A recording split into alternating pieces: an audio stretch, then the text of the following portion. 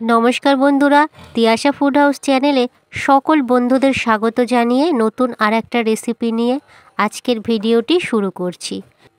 আজকে আমি আপনাদেরকে বাঁধাকপি দিয়ে একটি রেসিপি বানিয়ে শেয়ার করব। শীতকালে তো আমরা বাঁধাকপি দিয়ে অনেক রকমই রেসিপি করে থাকি, কিন্তু আজকে আমি আপনাদেরকে তৈরি করে দেখাবো বাঁধাকপির পরোটা। আর এই বাঁধাকপির পরোটা যেমন নরম, খেতেও তেমনই দুর্দান্ত স্বাদ। আর বন্ধুরা, আপনারা একদিন হলেও রাতের ডিনারের জন্য এরকম বাঁধাকপির পরোটা বানিয়ে নিতে পারেন। দেখবেন দারুণ স্বাদ খেতে। আর এই পরোটাটা এতটাই নরম, এতটাই সফট হয় যে অন্য সব পরোটাকে হার মানিয়ে দেবে। আর আশা করছি আজকের ভিডিওটি আপনারা স্কিপ না করে পুরো ভিডিওটি অবশ্যই দেখতে থাকুন। বাঁধাকপির পরোটার জন্য আমি এখানে একটা বাঁধাকপি নিয়েছি। এইবারে বাঁধাকপিটাকে আমি বটি দিয়ে ভালো করে কেটে নেব। একদম ছোট ছোট কুচি কুচি করে কেটে নেব। আর বন্ধুরা, আপনারা দেখতেই পাচ্ছেন যে বাঁধাকপি আমি কত ঝিরিঝিরি করে কেটে নিয়েছি।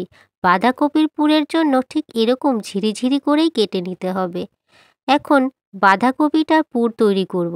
তার জন্য একটা কড়াই বসিয়ে কড়াইয়ের মধ্যে মাত্র 2 চামচ তেল দিলাম। তেলটা গরম হলেই ওর মধ্যে দিলাম 5 ফোড়ন। ফোড়নে আমি 5 ফোড়ন এই কারণেই দিলাম, তাহলে পরোটাগুলো খেতে আরও ভালো লাগবে। তারপরে দিলাম আদা। আদা এখানে আমি গ্রেট করে নিয়েছি। আদাটার কাঁচা গন্ধ ছাড়া পর্যন্ত তেলের মধ্যে নেড়ে চেড়ে নেব। তারপরে দেব হলুদের গুঁড়ো। মাত্র হাফ টিস্পুন হলুদের গুঁড়ো দিলাম রঙের জন্য। আপনারা চাইলে হলুদটা স্কিপও করে যেতে পারেন। তারপরে দিচ্ছি হাফ টিস্পুন জিরার গুঁড়ো, হাফ টিস্পুন ধনের গুঁড়ো আর 1/4 টিস্পুন গরম মশলার গুঁড়ো। এবার সব মশলাগুলোকে খুব ভালো করে কষিয়ে নেব। এখন সামান্য একটু জল দিয়ে মশলা খুব ভালো করে কষিয়ে নেব। জল দিলে মশলা আর পুড়ে যাবে না, সেই জন্য একটু জল দিয়ে মশলা কষিয়ে নিচ্ছি। মশলা মোটামুটি কষানো হয়ে গেছে। মশলা যখন কষানো হয়ে যাবে, আর তারপরে দিয়ে দেব কেটে রাখা বাঁধাকপি। এইবারে বাঁধাকপি দেওয়ার পর দেব নুন। পরিমাণ মতন স্বাদ অনুযায়ী নুন দিয়ে মশলার সঙ্গে বাঁধাকপি নেড়েচেড়ে ভালো করে রান্না করে নেব। আর দারুণ একটা পুর বানিয়ে নেব।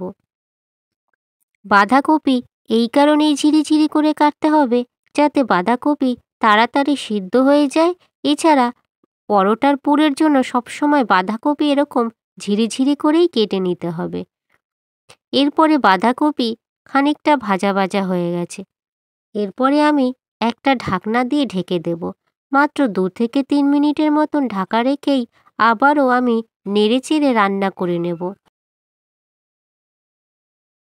বাঁধাকপির মধ্যে ছোট একটা আলু দেব। এই আলুটা আমি সিদ্ধ করে রেখেছি।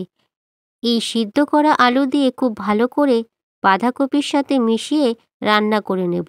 আর তারপরেই একটা দারুণ পুর তৈরি হয়ে যাবে। বাঁধাকপির মধ্যে একটা আলু দিলে বাঁধাকপি বেশ সুন্দর মাখো মাখো হয়ে যাবে, আর পুরটাও ভালো হবে। সেই জন্য বাঁধাকপির মধ্যে একটা আলু সিদ্ধ করে দিতে হবে। বাঁধাকপির পুরটা এখন হয়েই গেছে। আর বন্ধুরা, আপনারা দেখতেই পাচ্ছেন বাঁধাকপির পুরটা কত সুন্দরভাবে রেডি হয়ে গেছে। পুরোপুরি তৈরি হয়ে গেছে বাঁধাকপির পুর। এইবারে আমি অন্য একটা পাত্রের মধ্যে বাঁধাকপির পুর নামিয়ে নেব। আর বাঁধাকপির পুর ভালো করে ঠান্ডাও করে নেব। এখানে একটা মিক্সিং বোল নিয়েছি, আর এই বোলের মধ্যে দিলাম মেজারিং কাপের 1 কাপ ময়দা, আর দিচ্ছি 1 কাপ আটা। আপনারা চাইলে শুধু ময়দা দিয়েও পরোটাগুলি বানাতে পারেন। এরপর দিলাম নুন।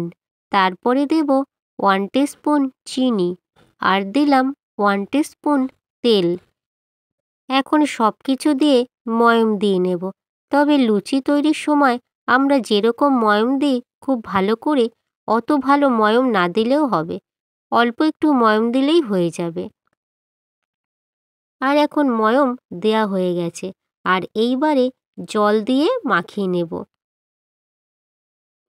অল্প অল্প জল দিয়ে ভালো করে মাখিয়ে একটা নরম সফট ডো আমি বানিয়ে নেব। ময়দা আমি এখানে মাখিয়ে নিয়েছি, আর দেখতেই পাচ্ছেন ডোটা বেশ সুন্দর নরমও হয়েছে। এইবারে আমি পরোটার জন্য লেচি কেটে নেব। তবে লেচিগুলো একটু বড় সাইজের কাটতে হবে। পুরভরা পরোটার লেচিগুলো একটু বড় করেই কেটে নিতে হয়, তাহলে পরোটাগুলো বেলতে খুবই সুবিধা হয়। ঠিক এরকম সাইজ করে লেচিগুলো কেটে নেব। এইবারে আমি বেলে নেব। আর একটা লেচি নিয়ে হাতের সাহায্যে ঠিক এরকমভাবে মাঝখানটা গর্ত করে দেব। এর মধ্যে আমি পুর দেব। আর মনে রাখতে হবে কোণাগুলো যাতে একটু মোটা থাকে, না হলে বেলার সময় পুর বেরিয়ে যাবে। সেই জন্য কোণাগুলো মোটা রাখতে হবে। ঠিক এরকম যখন বানানো হয়ে যাবে তখন এর ওপরে আমি কিছুটা আটা মাখিয়ে নেব, আর তারপরেই বাঁধাকপির পুর দেব। এখন এই লেচির মাঝখানে বাঁধাকপির পুর দিচ্ছি। বাঁধাকপির যখন পুর দেওয়া হয়ে যাবে তখন আরেকটু আটার গুঁড়ো নিয়ে বাঁধাকপির পুরের ওপরে ঠিক এরকমভাবে দিয়ে দিতে হবে। আটার গুঁড়ো এরকমভাবে দিলে যখন লেচি আমি বেলে নেব তখন কোনো রকম সাইড থেকে বাঁধাকপির পুর বেরিয়ে যাবে না। লেচির মধ্যে বাঁধাকপির পুর ভালোভাবে চেপে দিলাম, যাতে কোনো রকমভাবে বেলার সময় পুর বেরিয়ে না যায়। এবার একটু হাত দিয়ে এরকমভাবে চেপে চেপে লেচিটাকে বড় করে নেব। তারপরে বেলনা দিয়ে বেলে নেব। এবারে কিছুটা আটার গুঁড়ো এর ওপরে দিলাম, তারপরে আমি বেলে নেব। তবে এই পরোটাগুলো যখন আমি বেলবো তখন খুব আলতো হাতে বেলে নিতে হবে। আর এখন দেখতেই পাচ্ছেন বন্ধুরা, আমি অনেকটাই আলতো হাতে এই পরোটাগুলো বেলে নিচ্ছি। হালকা করে যদি না বেলে নিই তাহলে চারিদিক থেকে পুরগুলো ফেটে বেরিয়ে যেতে পারে। সেই জন্য একদম হালকা করে বেলে নিতে হবে। আর এইবারে বাঁধাকপির পুর ভরা পরোটা বেলা হয়ে গেছে। বন্ধুরা, আপনারা দেখতেই পাচ্ছেন পরোটাগুলি ঠিক এরকম মোটা হবে। পরের পরোটাও ঠিক একই রকমভাবে বেলে নেব। লেচিটা ঠিক এরকমভাবে 2 আঙুল দিয়ে গর্ত করে নেব। এর মধ্যে আমি পুর দেব। পুর দেওয়ার আগে একটু আটা নিয়ে আমি এর মধ্যে দেব। এইবারে বাঁধাকপির পুর দিয়ে দেব। পুর দেওয়া হয়ে গেলে কিছুটা আটা পুরের ওপর থেকে দেব। এই আটা দেওয়ার পরে যখন আমি এটাকে বেলে নেব তখন কোনো রকমভাবে পুরটা পরোটার চারিদিক থেকে ফেটে বেরিয়ে যাবে না। এবারে একটু হাত দিয়ে এইভাবে ঠেসে ঠেসে বড় করে নেব। তারপরে আটার গুঁড়ো ছড়িয়ে দিয়ে পরোটাগুলো ভালো করে বেলে নেব। আর একদম হালকা হাতে পরোটাগুলো বেলে নিতে হবে। ঠিক এরকম মোটা থাকবে। সব পরোটাগুলো এইভাবে বেলে নেওয়ার পরে এখন আমি পরোটাগুলো ভেজে নেব। তাওয়া বসিয়ে দিয়েছি আর একটা পরোটা দিলাম। প্রথমে পরোটা হালকা করে সেঁকে নেব। আপনারা চাইলে একেবারে তেল দিয়েও ভেজে নিতে পারেন, কিন্তু আমি এখানে পরোটা হালকা করে সেঁকে তারপরে তেল দিয়ে ভেজে নেব। সেঁকা হয়ে গেছে। এইবারে 1 চামচ তেল দিলাম। তেল দিয়ে পরোটা খুব ভালো করে ভেজে নেব। এবার এপিঠের জন্য আর 1 চামচ তেল দিয়ে পরোটা ভেজে নেব। আর এখন এপিঠ ওপিঠ উল্টে পাল্টে দুপিঠই খুব ভালো করে পরোটা ভেজে নেব। দেখতেই পাচ্ছেন বন্ধুরা, বেশ সুন্দরভাবে পরোটা ভাজাও হয়ে যাচ্ছে। ঠিক এইভাবে পরোটাগুলো ভেজে নিতে হবে, তাহলে দারুণ একটা পরোটা তৈরি হবে, নরম আর সফট। আর এখন দেখতেই পাচ্ছেন পরোটা কত সুন্দরভাবে ফুলেও যাচ্ছে। পরোটাগুলো ফোলাতে পরোটাগুলো কিন্তু বেশ সুন্দর নরমও হবে।